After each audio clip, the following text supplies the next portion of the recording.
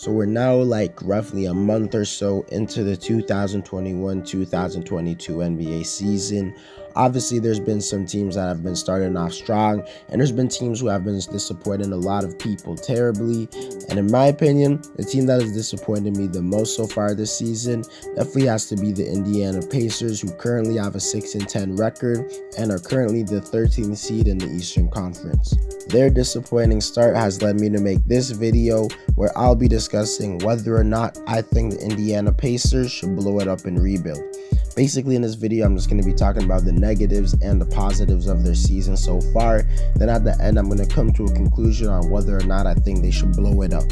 But before we get into the video, I ask you to drop a like on this video as it does help my channel grow. Subscribe to my channel if you want daily NBA content. Also, if you want to reach my goal of 3,000 subscribers, also drop a comment on this video as I do respond to all of my comments, and play that intro.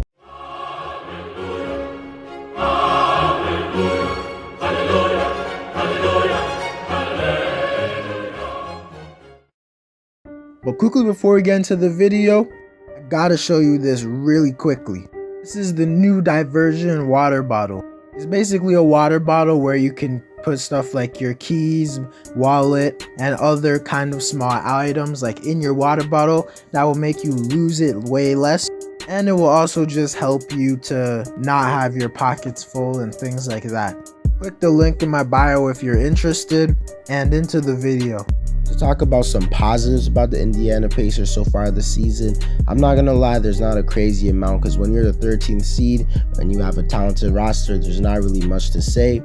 But there definitely is a bit of positives. First of all, the biggest positive to me is that their rookie and Chris Duarte, who they got at the end of the lottery, who was a guy who no one really knew besides Pacer fans, has looked like a guy who's not just a regular rookie. I didn't really think he would be that significant. I didn't really think he would get that much playing time.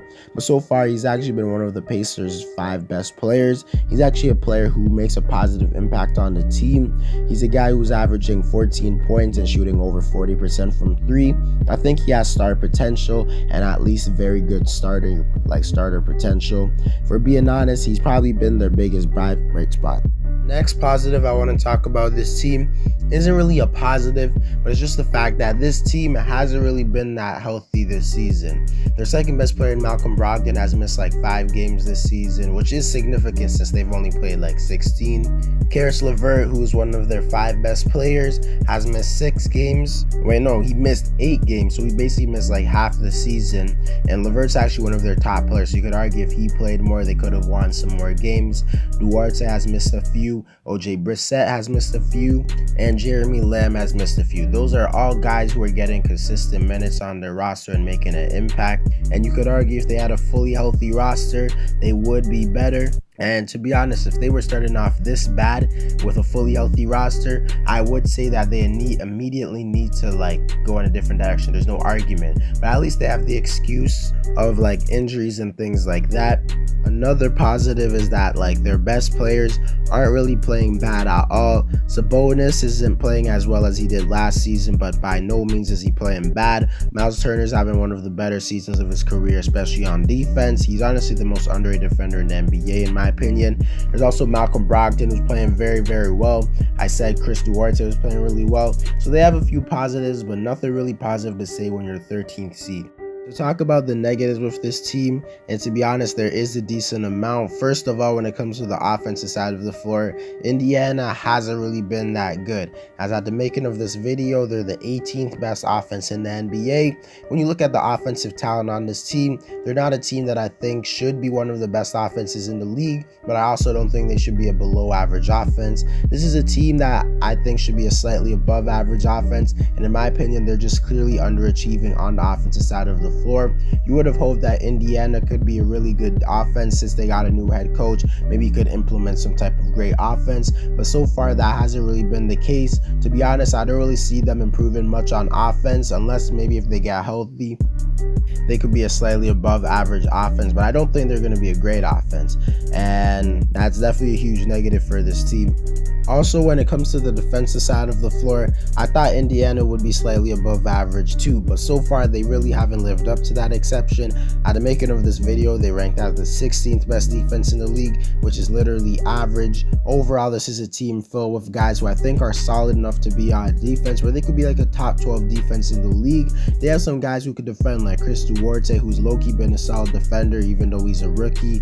Miles Turner, as I said, is one of the best set defenders in the NBA, a top 10 defender in my opinion because of his rim protection. Malcolm Brogdon's a pretty solid and above average defender. Justin Holiday's pretty solid. TJ McConnell's pretty solid. Torrey Craig is really good.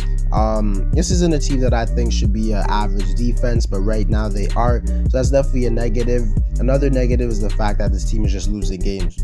That's pretty bad. So there's lots of negatives with Indiana. I hope they can bounce back.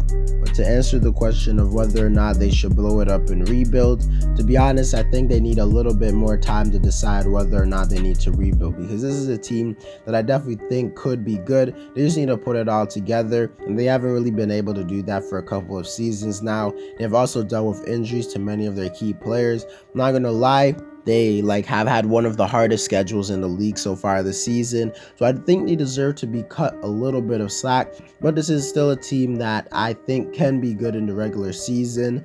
But if they miss the play-in tournament and don't even make the playoffs, then I would say it's time to retool your roster drastically. Not rebuild, retool. Maybe trade for Ben Simmons or something. Maybe trade for a different star. Maybe trade Sabonis, something like that. Maybe trade Turner. I don't know, but I think it would be time to change this roster around, because it would just show that it's physically not working. And even if they're not healthy, I would still retool it, bro, because they haven't been healthy for so much years now. At a certain point, you just got to change the roster. But nonetheless, I think Indiana is still a team that could be a 4th seed in the conference and win over 50 games. They just have to put it together. But I wish them good luck, because I don't really hate Indiana. Anyways, guys, that's it for the video. Let me know whether or not you think the Pacers are going to make the playoffs. Drop a like on this video to help my channel grow. Subscribe to my channel if you want daily NBA content. Also, if you want to help me reach my goal of 3,000 subscribers. Also, drop a comment on this video as I do respond to all of my comments, and play that intro.